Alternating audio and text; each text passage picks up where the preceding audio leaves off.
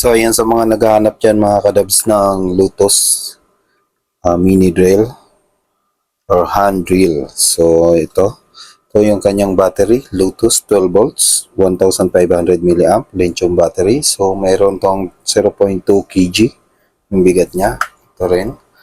So, ganyan lang yung paggamit niyan mga kadabs. And meron din tong extra bala or extra teeth. So, 1, 2, 3, 4, 5, 6, 7, 8. So, 8 pieces. Meron din tong ito, extension. So, yan siya. Pwede mo na siyang gamitin. And meron din siya lights.